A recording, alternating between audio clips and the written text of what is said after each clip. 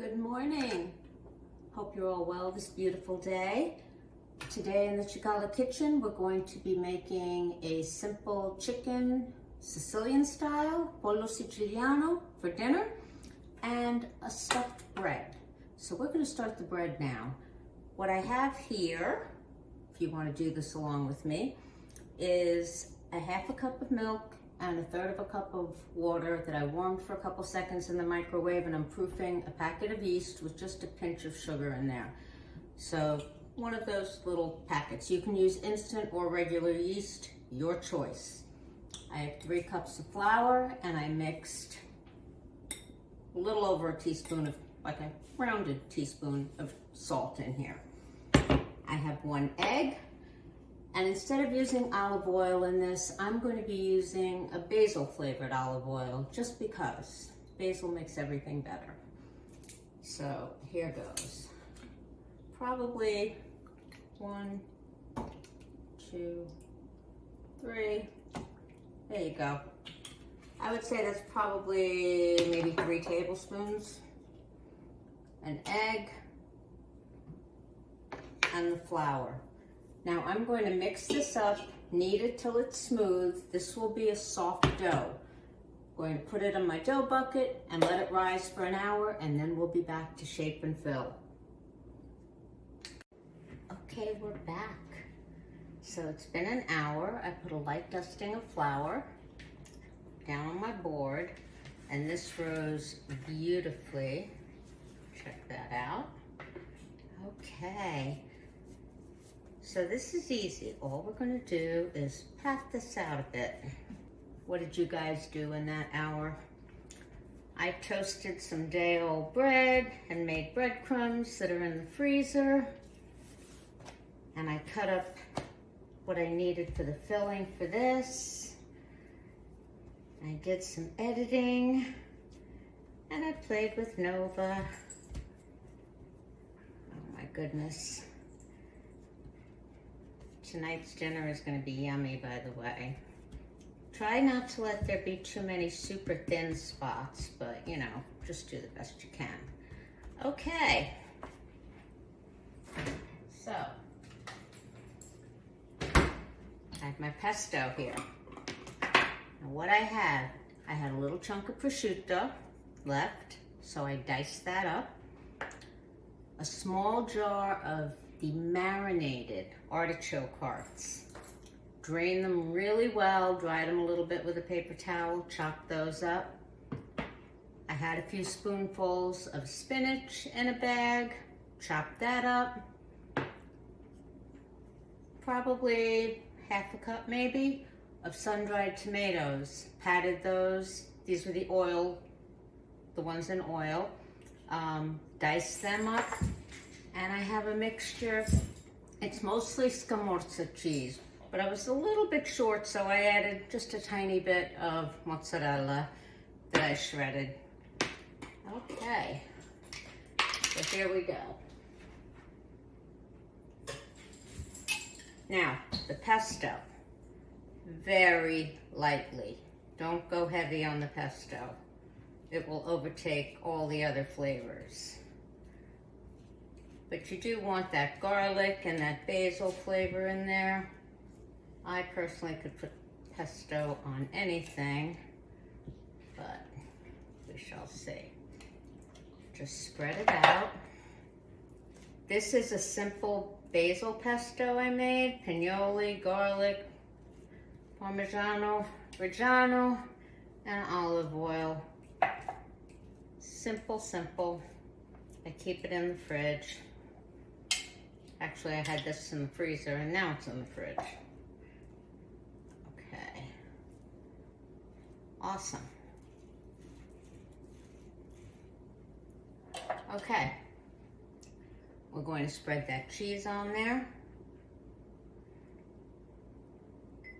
Just sprinkle it on. I would say there might have been a cup of cheese here, more or less.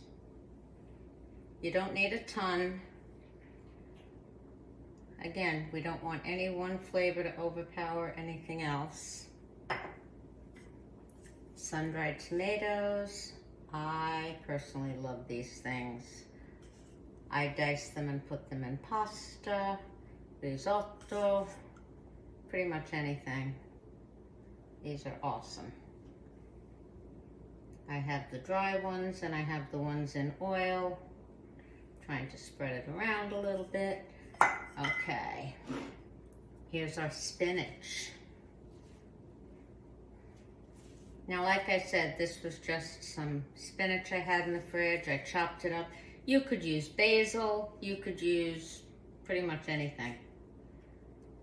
This is what I had today and what I'm using.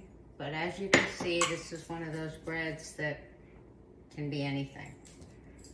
All right, artichoke hearts. There we go. As I said, these were the marinated ones. Because I figure it'll give a little extra pop of flavor. Okay. Oh, what did I do with my towel? Okay. And prosciutto. I just diced up a small chunk that I had left in the fridge. I was originally going to make a frittata, but I figured I'd throw it in the bread. Okay. Here's what we're going to do. We're going to roll. Just roll it on over. Look how simple this is. Roll it on over. Good. Tuck the ends under.